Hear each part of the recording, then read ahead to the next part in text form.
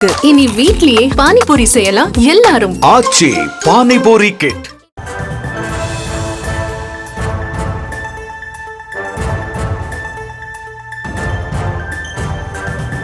அண்மை செய்தி. தமிழக அரசை கண்டித்து நாளை கருப்பு கொடி காட்டும் போராட்டம் நடக்கும் என அண்ணாமலை அறிவித்திருக்கிறார்.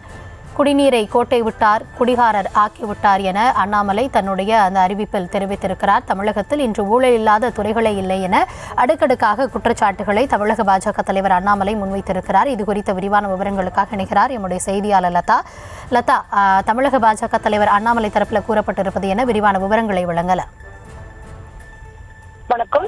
நாளை தமிழக பாஜக சார்பில் காலை 10 மணிக்கு கருப்பு கொடி காட்டும் போராட்டம் நடைபெறும் என பாஜக மாநில தலைவர் அண்ணாமலை அறிவித்திருக்கிறார். முக்கியமாக தமிழகத்தில் இன்று ஊழல் இல்லாத துறைகளே இல்லை என்றும், படுகொலைகள் நடக்காத நாட்களே இல்லை, பாலியல் குற்றங்கள் நிகழாத நகரங்களே இல்லை என குறிப்பிட்டிருக்கக்கூடிய அவர், பொதுமக்களிடையே எழுந்துள்ள கோபத்தை மடைமாற்ற திமுக அரங்கேற்றும் ஒரு மெகா நாடகம்தான் தொகுதி மறுசீரமைப்பு என்றும் குறிப்பிட்டிருக்கிறார்.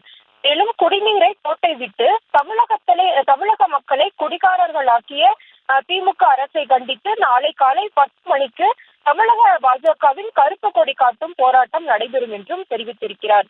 முக்கியமாக பார்த்தோம் அப்படின்னா, திமுக ஆட்சிக்கு எதிராக பொதுமக்களிடையே எழுந்துள்ள கோபத்தையும் எதிர்ப்பையும் மடைமாற்ற பிற மாநிலங்களில் உள்ள இந்திய கூட்டணி கட்சியினரை துணை சேர்த்து நாளை ஒரு மெகா நாடகம் அரங்கேற்ற திட்டமிட்டிருக்கிறார் ஸ்டாலின் என்றும், தொகுதி மறுசீரமைப்பு குறித்து மத்திய அரசு எந்த அறிவிப்பும் வெளியிடாத நிலையில் ஒரு கற்பனையான பயத்தை உருவாக்க முயற்சி செய்கிறார் என்றும் குறிப்பிட்டிருக்கிறார். இதற்கு முன்பாக நீட் என்ற பெயரில் அனைத்து மாநில முதல்வர்களுக்கும் கடிதம் எழுதினார். ஆனால் யாரும் மதிக்கவில்லை. இப்போது அனைத்து மாநிலங்களுக்கும் ஆள் அனுப்பி கெஞ்ச கூத்தாடி நாளைய நாடகத்தில் பங்கேற்க கேட்டுக் கொண்டுள்ளார் என்று இனி வீட்லயே பானிபூரி செய்யலாம் எல்லாரும். ஆச்சி பானிபூரி கிட்.